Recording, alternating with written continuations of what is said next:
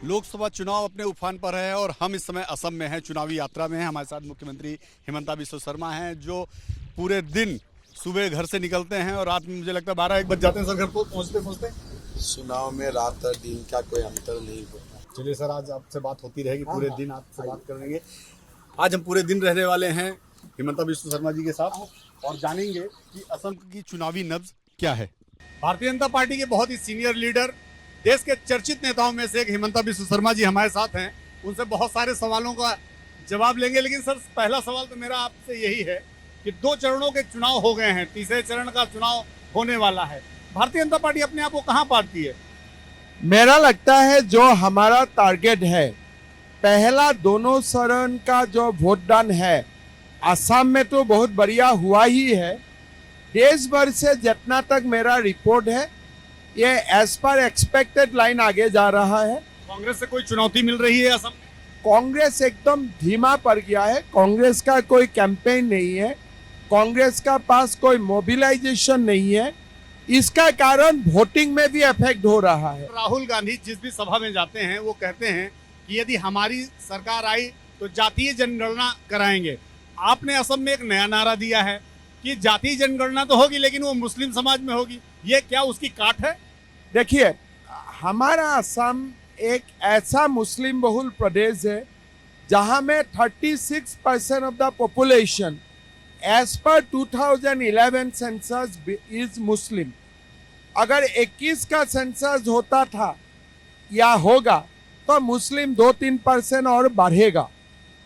लेकिन हमारा यहाँ का जो मुस्लिम समुदाय है, ये लोग मुझको आके ज्ञापन दिया है कि हमारा बीच में जनगणना होना चाहिए। लोग अभी चाहते हैं, खास करके ये माईमाल और किरण, ये दोनों कम्युनिटी चाहते हैं कि हमारा जाति का जनगणना हो और हमें हमारा हक मिले।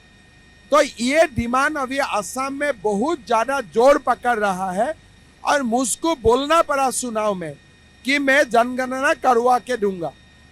लेकिन फिर आप में और उनमें अंतर क्या? वो हिंदुओं में जाति जनगणना की बात कर रहे हैं, हम मुस्लिमों में जाति जनगणना की बात कर रहे हैं। अगर जनगणना से किसी को हक मिलता है, हमारा आपत्ति नहीं है, लेकिन ये जनगणना हिंदू को लेके होना नहीं चाहिए, मुसलमान समाज में भी होना चाहिए अगर होना ही है। आपको आमतौर पर कांग्रेस और विपक्ष मुस्लिम विरोधी करार देता है और आपके भाषण, आपकी जो स्टेटमेंट्स रहते हैं वो उनसे भी लगता है कि थोड़ा आप जो है बहुसंख्यक समाज की बात करते हैं। लेकिन मैं देखता हूं कि जिस भी सभा में आप जाते हैं, आपकी सभाओं में मुस्लिम समाज के लोग भी बहुत आते हैं, आप उनके बीच में भी बहुत जाते हैं, उनके युवाओं के बीच में काफ़ी लोकप्रिय भी हैं। तो ये दोनों डबल स्टैंडर्ड्स कैसे, मतलब आप देखिए, मुसलमान लोगों का आवाज अलग होता है, मुसलमान नेता अलग होता है। इसीलिए मैं जो बात बोलता हूँ ये फंडामेंटलिस्ट को खराब लगता है, लेकिन मुसलमान समुदाय को खराब नहीं लगता है। इसीलिए हम लोग असम का हर चुनाव क्षेत्र में 25 से 30% मुसलमान वोट मिलेगा और मिलते रहेगा।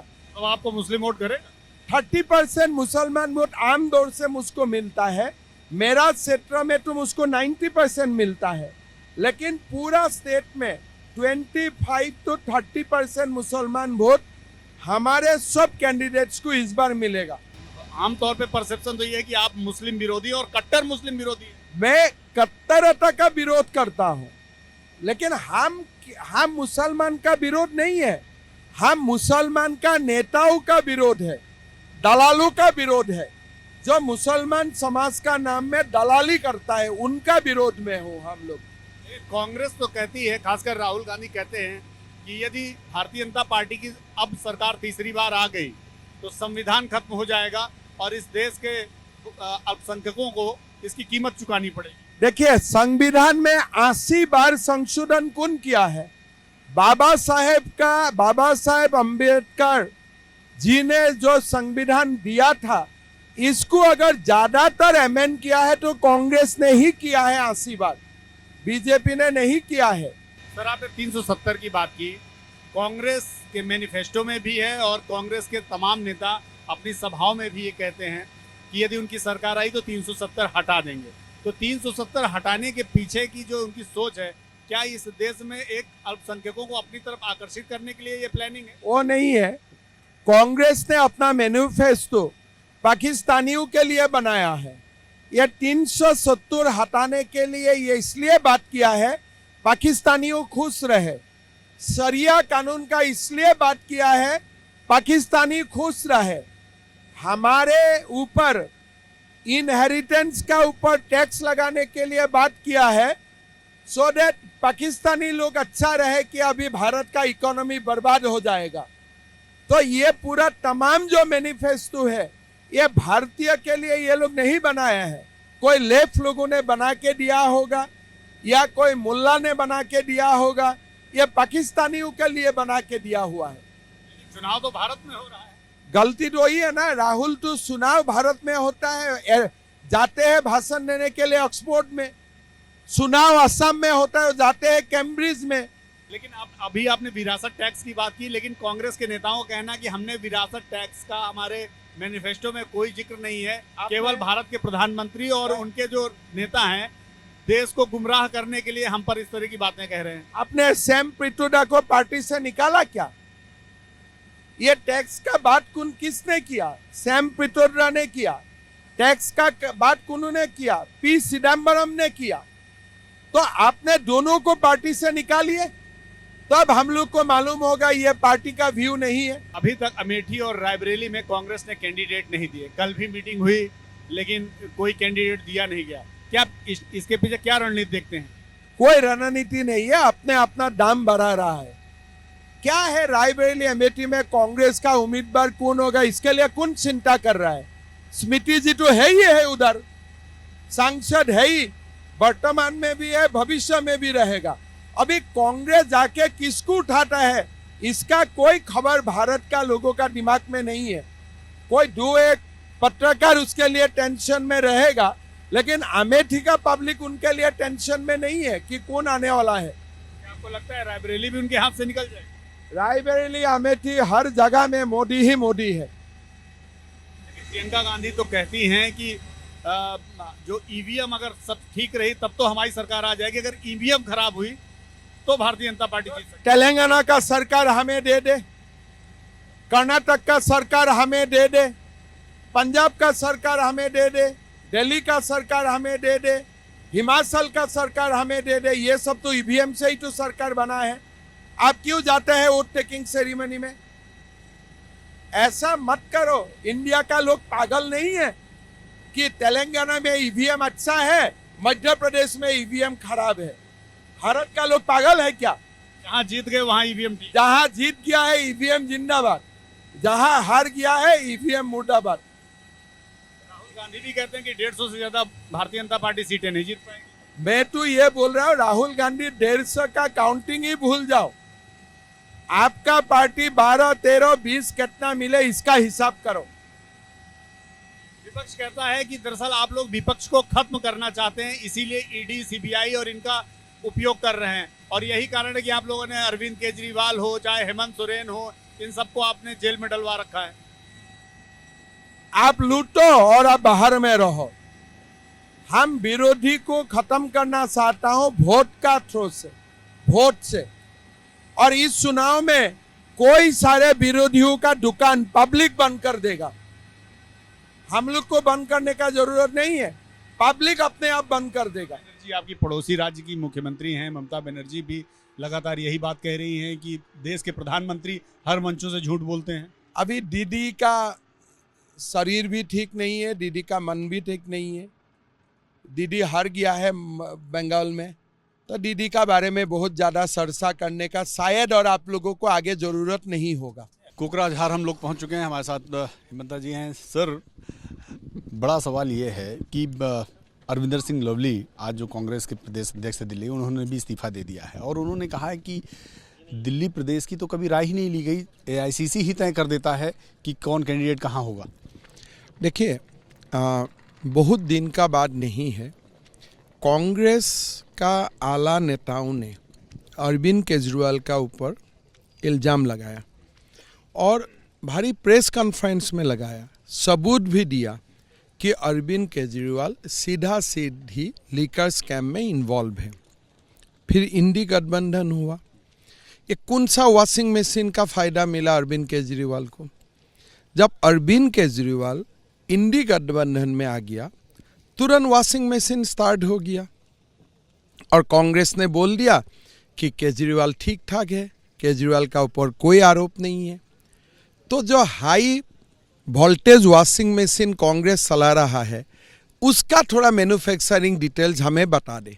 वॉशिंग मशीन वाला आरोप तो बीजेपी पे लगाते हैं विपक्ष। अरे भाई, जो भी कांग्रेस का साथ आ जाता है, अगर हेमंत सोरेन कांग्रेस का साथ आ जाता है तो कोई दोष नहीं है।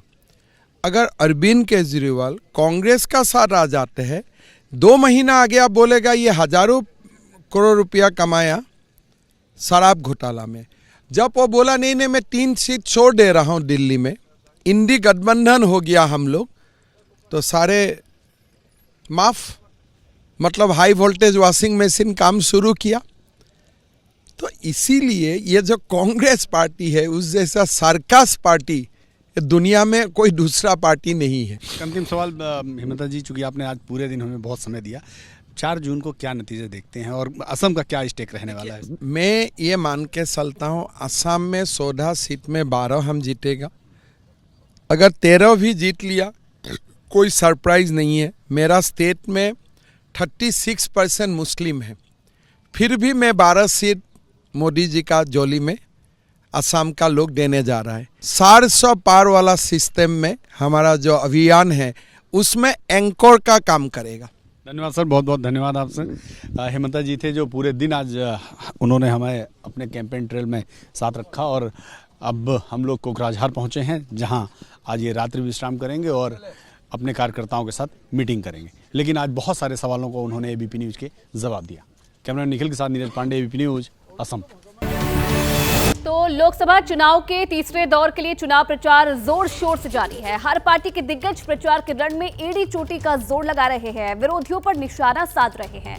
आज एआईएमआईएम चीफ असदुद्दीन ओवैसी ने पीएम मोदी और अपने तमाम विरोधियों पर जमकर निशाना साधा है। एबीपी न्यूज को दिए एक्सक्लूसिव इंटरव्यू में ओवैसी ने हर उस सवाल का जवाब दिया जो उनको लेकर उठ रहे हैं और हर उस मुद्दे पर 2 टूक बोले जो इस सियासी जंग में हथियार बना हुआ है। पीएम मोदी झूठ बोलते हैं, ये कहना है असदुद्दीन ओवैसी का। पीएम की जुबान नफरत भरी है। क्या 17 करोड़ मुसलमान घुसपैठिए हैं? मुसलमानों से नफरत, मोदी की गारंटी। बीफ कंपनी से चुनावी बॉन्ड में दिक्कत नहीं, बीफ शॉप जिंदाबाद। विवाद पर बोले ओवैसी, गरीब की दुकान से बीजेपी को नफरत है। चुनाव प्रचार के दौरान हम एमआईएम प्रमुख हैदराबाद के मौजूदा सांसद असदुद्दीन ओवैसी से मुखातिब हैं। सर, हमने देखा पार्टी ने अपना सॉन्ग भी लॉन्च कर दिया, सोशल मीडिया पर काफ़ी एक्टिव हुई है, रील्स और मीम्स बन रहे हैं। क्या एमआईएम इस चुनाव में हम कहें तो एक नई स्ट्रैटेजी के तहत या चेंज एमआईएम हम कह सकते हैं कि कॉन्टेस्ट करने जा रही है? नहीं, एमआईएम चेंज क्यों होंगे भाई? जो मॉडर्न इलेक्शनरिंग टूल्स अवेलेबल हैं सबको, हमको भी अवेलेबल हैं, तो हम अपने लिमिटेड वे में जितने हमारे रिसोर्सेस हमारे को परमिट करते उसका हम इस्तेमाल कर रहे हैं। तो अब बड़े बड़े नेशनल पार्टीज तरह तो हम लोग रोज़ गूगल पे, फेसबुक पे एड्स तो दे नहीं सकते, तो जितना हम कर सकते और ये नई टेक्नोलॉजी जो है उसका यूज़ करके हम लोग हमारा मैसेजिंग ज़्यादा से ज़्यादा लोगों तक पहुँचे, वो हमारी कोशिश है। बीजेपी ने माधवी लता को यहाँ खड़ा किया है। उनके नॉमिनेशन के दौरान अनुराग ठाकुर आए थे, उन्होंने एक नारा दिया, उनका कहना था कि जब से आई माधवी लता ओवैसी हो गए लापता। अब ये क्या है ना, जिसके आँखें का नंबर ख़राब हो जाता है, दिमाग पर सिर्फ नफ़रत का पर्दा पड़ जाता है, तो उनको कुछ नज़र ही नहीं आता। आवाम से मुलाकात होती है, उनके अच्छे बुरे में हम लोग जाते हैं, और तो ये हमारा वर्क कल्चर रहा है। तो अब इनको नज़र नहीं आता तो अब क्या करेंगे? जिसकी गर्दन मोटी हो जाती है नीचे देख ही नहीं सकता ना, तो प्रॉब्लम है उनकी। बीजेपी एक और आरोप लगा रही है कि कांग्रेस और एमआईएम के बीच पर्दे के पीछे तेलंगाना में तो कम से कम दोस्ती हो गई है, हैदराबाद में दोस्ती हो गई। ये दोनों को एक दिन बिठाना चाहिए। हम सोच रहे कि इनको हैदराबाद में बिठाकर मोदी को और कांग्रेस के कोई बड़े नेता आ जाए, ईरानी चाय पे उस्मानिया बिस्किट बिठाकर भाई तय कर लो कौन क्या बोलना चाह रहे हमको। आप दोनों कभी नहीं बोलते इनके पर्दे के पीछे है, कभी बोलते हैं उनके पर्दे के पीछे है। कोई पर्दा ही नहीं है, हम तो खुलेआम काम करते हैं। तो जिसके साथ हैं उसके साथ खुल कर बोलते हैं। तो ये लोगों को तय करना चाहिए, कभी ये ऐसा बोलते कभी वो ऐसा बोलते। सवाल तो आपके पैदल दौरे के दौरान जो बीफ जिंदाबाद का नारा है उस पर भी खूब उठ रहा है। देखिए, मैं जो चाह रहा था बीजेपी ट्रैप में आ गई। मैं ये बताना चाह रहा था कि इनकी हिपोक्रेसी। आप 10 करोड़ आपको अलाना बीफ कंपनी से मिला है तो पैसा आपको बड़ा पसंद है, और एक गरीब जो दुकान चलाता है, जो 12, 13, 14 घंटे काम करते हैं लोग, और वापस घर को ले जाता होगा वो मुश्किल 800-1000 रुपये। वही एक कथिक जो हिंदू समाज के हैं वो अपनी दुकान चलाते हैं। तो बीजेपी को तकलीफ क्या है? इन गरीबों से तकलीफ है बीजेपी को और आरएसएस को। बीजेपी को तकलीफ नहीं आरएसएस को जब उनको बॉन्ड मिलता है। और चलिए आगे बढ़ेंगे। एक्टर शेखर सुमन अपने बेटे अध्ययन सुमन के साथ संजय लीला भंसाली की most awaited series Heera Mandi में दिखाई देने वाले हैं। सीरीज को लेकर शेखर सुमन काफी एक्साइटेड हैं। एबीपी न्यूज से खास बातचीत में शेखर सुमन अपने बड़े बेटे आयुष सुमन को लेकर भावुक हो गए। आयुष अब इस दुनिया में नहीं है, जिन्हें याद करते हुए शेखर ने बताया कैसे आयुष को खोना उनकी जिंदगी की एक बड़ी ट्रेजेडी थी। एक अभी आपने जिक्र किया अलका मैम का, तो हम अक्सर सुनते भी थे।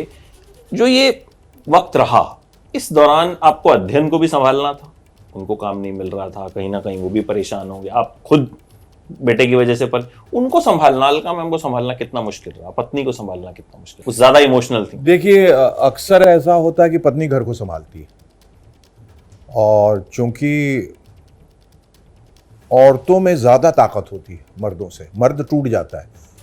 मुझे मालूम है कि जब आयुष की बुरी खबर हमें जब मिली 1979, और अब चूँकि मेरे बाबूजी बहुत बड़े डॉक्टर थे और वो उनकी गोद में बैठा था, तो उन्होंने ऐसा फील किया कि उसका पेट थोड़ा बड़ा है। तो उन्होंने कहा कि भाई इसका लिवर थोड़ा सा बड़ा नज़र आ रहा है, इनलार्ज लिवर है, इसको बम्बई जाके चेकअप ज़रूर करवाना। चेकअप हुआ तो पता नहीं चला कि वो लिवर इनलार्ज क्यों हुआ है। तो उसकी गंभीरता का भी हमें एहसास नहीं हुआ, क्योंकि हम सपने में भी नहीं सोच सकते थे कि वो बाद में जब उसका डायग्नोसिस नहीं हो रहा था तो हमें बाबूजी ने कहा कि इसका 2D एको कराओ हार्ट का। मैंने कहा हार्ट का क्यों कराओ? बोले मुझे कह रहा हूँ करो वो। और 2D, और ये पहली दफ़ा मैं किसी को बता रहा हूँ, और वो 2D हार्ट का एको का जब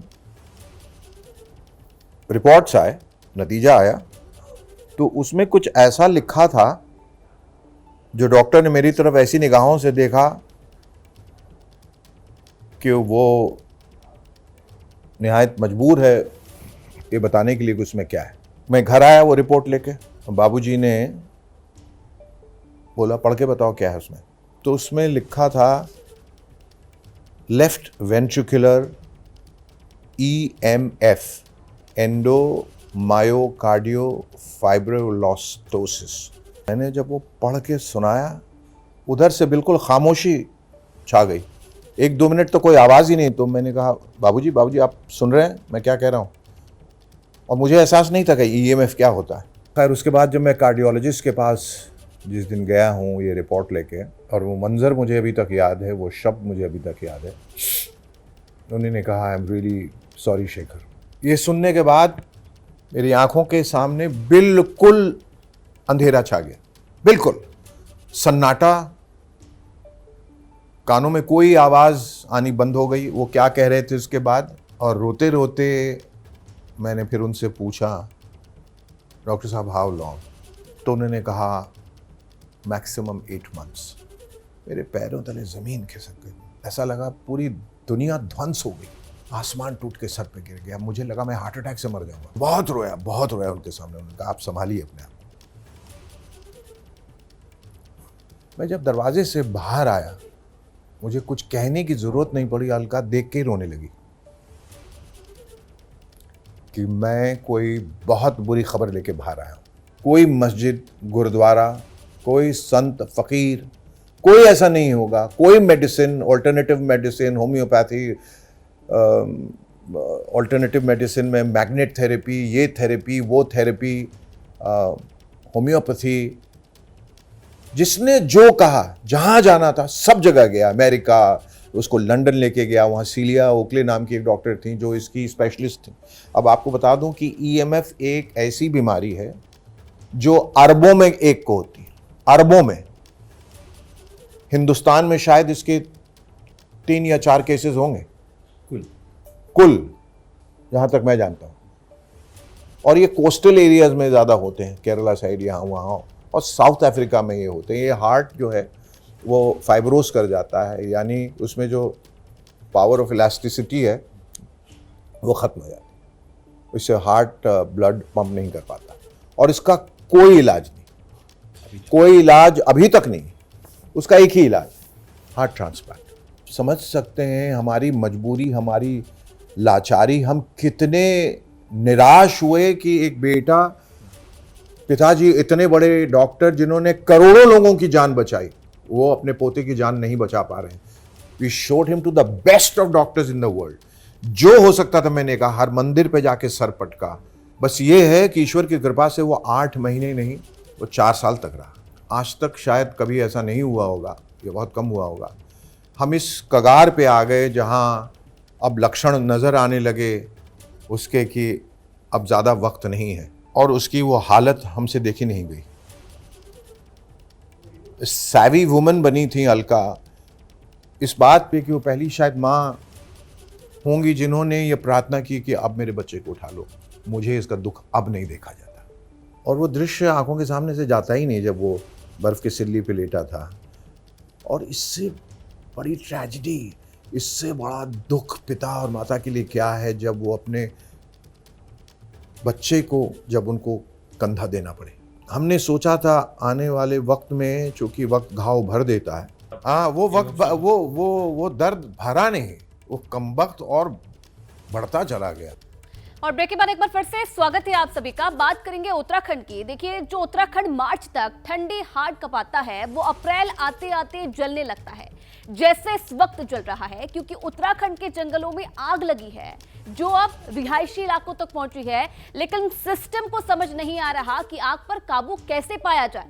हालांकि इस मुश्किल वक्त में सेना देवदूत बनी है, जिसका बाहुबली MI-17 मोर्चे पर डटा है। सवाल यह है कि हर साल उत्तराखंड जलता क्यों है।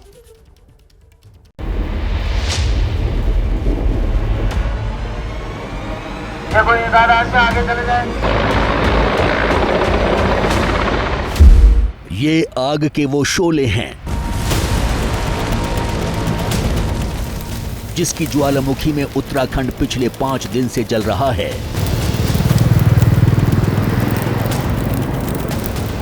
ये आग जंगलों से शुरू हुई थी, जो अब रिहायशी इलाकों तक पहुंच गई है।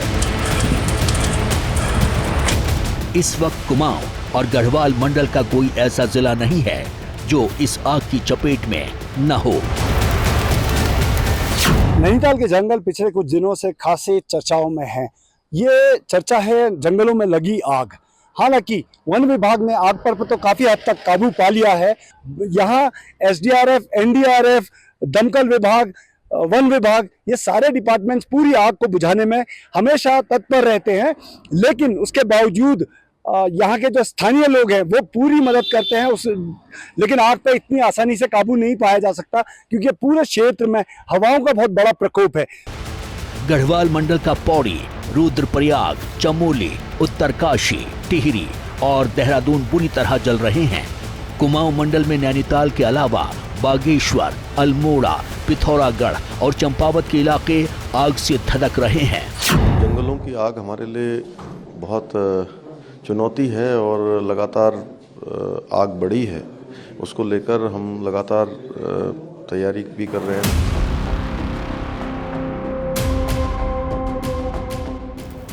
जंगलों में लगी आग इतनी विकराल है कि सूबे की सरकार भी बेबस दिखाई दे रही है। इस मुश्किल वक्त में उत्तराखंड को सेना का सहारा है, जिसने आग बुझाने का जिम्मा अपने कंधों पर उठा रखा है।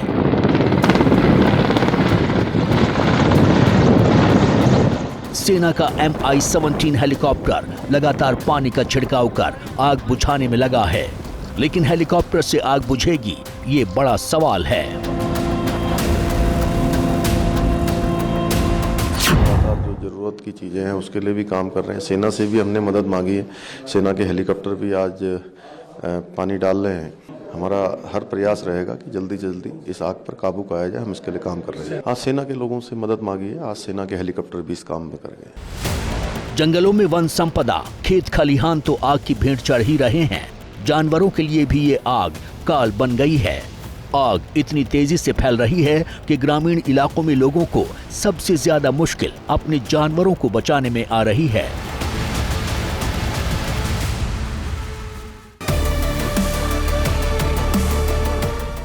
वहीं एक खतरा जंगली जानवरों का भी है, क्योंकि ये आग इतनी भयानक है कि नैनीताल चारों तरफ से जंगल की आग से घिर गया है। लपटे नैनीताल के रिहायशी इलाके हाईकोर्ट कॉलोनी और आर्मी एरिया के नजदीक तक पहुंच गई हैं। आग पर काबू पाने के लिए सभी अधिकारियों की छुट्टियों को रद्द कर दिया गया है। खुद मुख्यमंत्री धामी आग प्रभावित इलाकों का दौरा कर रहे हैं। इस बीच आग लगाने वालों पर कठोर कार्रवाई भी हो रही है। अगर बात नुकसान की करें तो 575 आग लगने की घटनाएं नवंबर से अब तक हुई हैं, जिसमें 690 हेक्टेयर जंगल प्रभावित हुए हैं और 14 लाख से ज्यादा का नुकसान हुआ है। उत्तराखंड के जंगल धधक रहे हैं।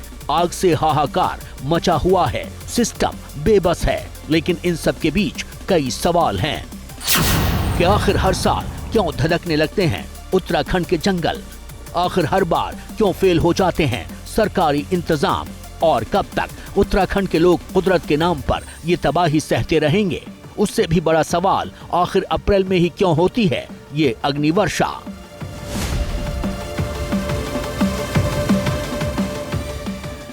क्योंकि उत्तराखंड में आग कोई नई नहीं है। गर्मी आते ही उत्तराखंड के जंगल जलने लगते हैं। यहाँ सालों से ऐसा होता रहा है, लेकिन पहले की तुलना में अब आग ज्यादा विकराल हो गई है, जिसका बड़ा कारण है लोगों का जंगल को काटना है। क्योंकि वन अधिनियम लागू होने से पहले गांव के लोग जंगल पर सीधे निर्भर होते थे, तो इसकी देखभाल को अपनी जिम्मेदारी समझते थे। लेकिन धीरे धीरे ये रिश्ता खत्म होता चला गया। यही वजह है कि वक्त के साथ जंगलों में आग की घटनाएं बढ़ती चली गईं। यही वजह है कि इस वक्त पूरा उत्तराखंड आग की लपटों में धधक रहा है। वहीं उत्तराखंड में अग्नि वर्षा के पीछे चीड़ को भी बड़ी वजह माना जाता है, क्योंकि उत्तराखंड में करीब 38,000 वर्ग किलोमीटर वन क्षेत्र है। वन अधिकारियों के मुताबिक इसमें से 15 से 20% चीड़ के जंगलों वाला इलाका है। इन्हीं जंगलों में आग लगने की सबसे ज्यादा घटनाएं होती हैं। दरअसल चीड़ की पत्तियां आग में घी का काम करती हैं।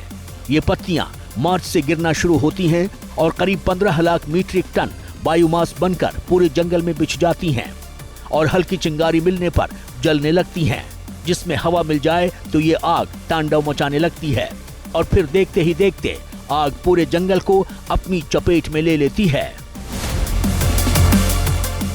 हालांकि सरकार हर साल गर्मी शुरू होने से पहले प्री फायर प्लानिंग करती है, जिसके तहत फायर लाइन सही की जाती है, लेकिन ये कोई कारगर इलाज नहीं है। सच तो ये है कि अब तक प्रशासन उत्तराखंड को जंगलों को आग से बचाने का कोई ठोस उपाय नहीं खोज पाया है और आखिर में सेना को मोर्चा संभालना पड़ता है और फिर जाकर आग पर काबू पाया जाता है।